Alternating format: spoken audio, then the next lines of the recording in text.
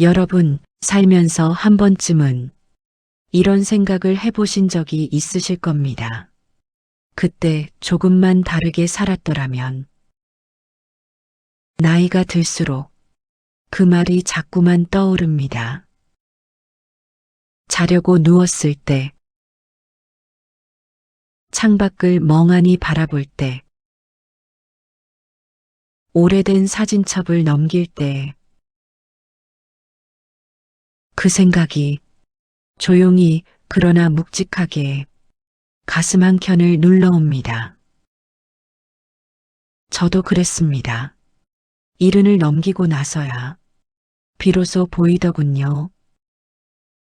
젊을 때는 당연하다고 여겼던 것들, 바빠서 그냥 지나쳤던 것들이 사실은 인생에서 가장 빛나는 순간이었다는 걸 그때 알았더라면 조금은 달리 살았을 텐데 오늘은 제가 오랜 세월을 살아오면서 그리고 주변의 많은 사람들과 이야기를 나누면서 공통적으로 듣게 된 세 가지 후회를 여러분께 솔직하게 말씀드리려 합니다. 후회를 꺼내는 게 쉬운 일은 아닙니다. 하지만 이 이야기가 지금 이 순간을 살고 계신 여러분께 작은 울림이 될 수 있다면 그것으로 충분합니다. 첫 번째 후회는 사람보다 일이 먼저였다는 거.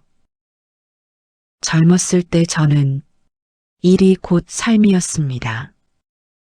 아침 일찍 집을 나서 밤늦게 돌아오는 것이 당연한 하루였습니다.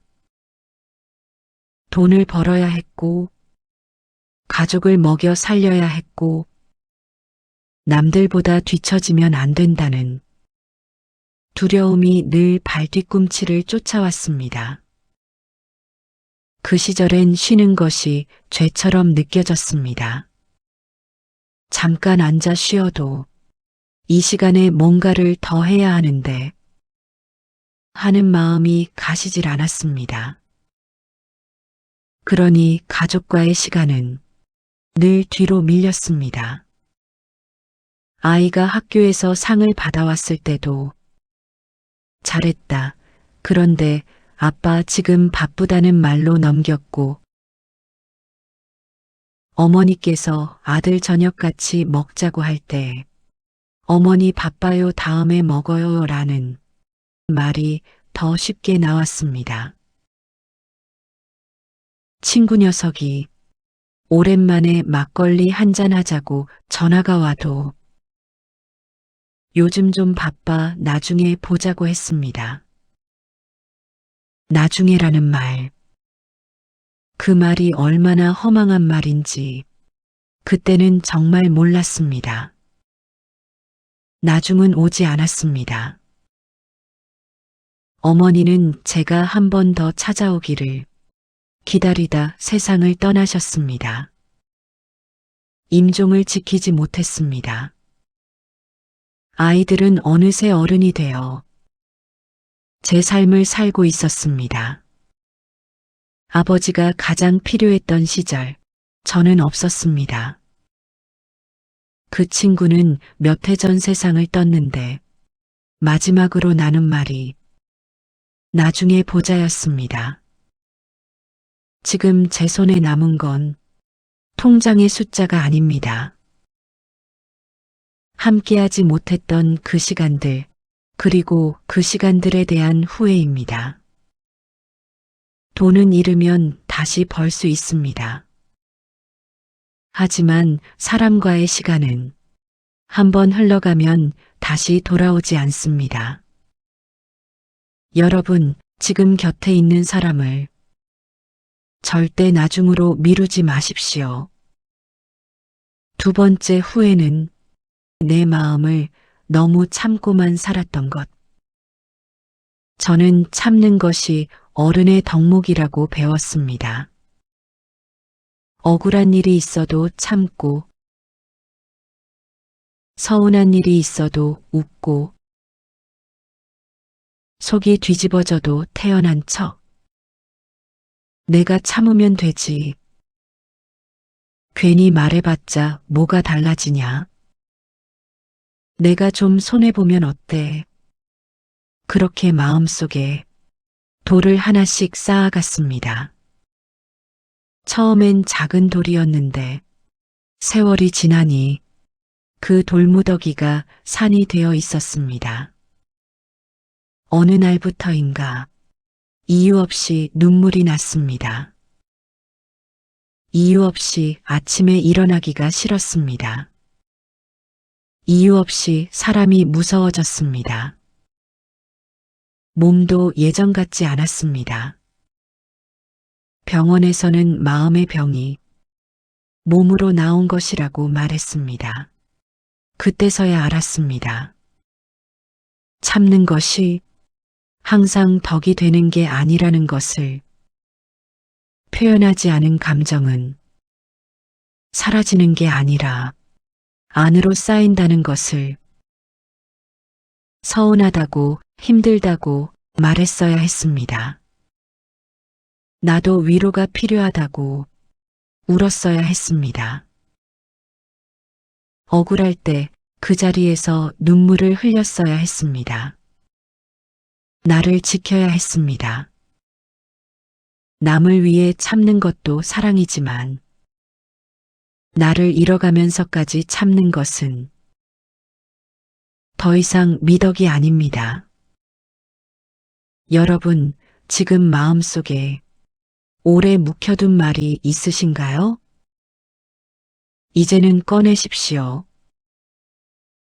가까운 사람에게 혹은 이 댓글창에라도 마음을 적어보세요. 그것이 노년을 건강하게 사는 가장 중요한 용기입니다. 세 번째 후회는 나를 위해 아무것도 남겨두지 않았던 것. 저는 자식들에게 모든 것을 주었습니다. 집을 마련해줬고, 결혼 비용을 댔고, 사업 미천도 내어줬습니다. 그게 부모된 도리라고 믿었습니다. 자식이 잘 되는 게 곧 내가 잘 되는 것이라고 생각했습니다. 그런데 어느 날 문득 통장을 열어보니 남은 게 없었습니다. 집도 없고 저축도 없고 기댈 수 있는 내 공간도 없었습니다. 자식들은 고마워했지만 그들도 자기 살기 바빴습니다. 그 순간 느낀 감정은 서운함이 아니었습니다. 두려움이었습니다. 몸이 아플 때, 병원비를 자식에게 손 내밀어야 할 때의 그 마음, 말 못하고 혼자 아픔을 삭혀야 할 때의 그 마음, 그것이 얼마나 사람을 작아지게 만드는지 겪어보신 분은 아실 겁니다. 노년에 가장 필요한 건 호화로운 집도 큰 재산도 아닙니다. 내가 아플 때 기댈 수 있는 작은 돈, 내 맘대로 쓸 수 있는 작은 공간, 누구 눈치 보지 않고 살 수 있는 작은 자유, 그것입니다. 그러니 여러분, 자식에게 다 주지 마십시오. 마지막 한 줌은 반드시 나를 위해 남겨두십시오. 그것이 자식에게 짐이 되지 않는 길이기도 하고 스스로 존엄하게 늙어가는 길이기도 합니다. 여러분, 인생은 한 번뿐입니다. 지나간 시간은 아무리 후회해도 돌아오지 않습니다. 하지만 지금 이 순간은 아직 내 손안에 있습니다. 사람 관계를 나중으로 미루지 마세요. 오늘 보고 싶은 사람이 있다면 전화 한 통 먼저 하십시오. 그 전화 한 통이 나중에 얼마나 큰 위로가 될지 모릅니다. 마음을 참기만 하지 마십시오. 서운하면 서운하다 하고 고마우면 고맙다 하십시오.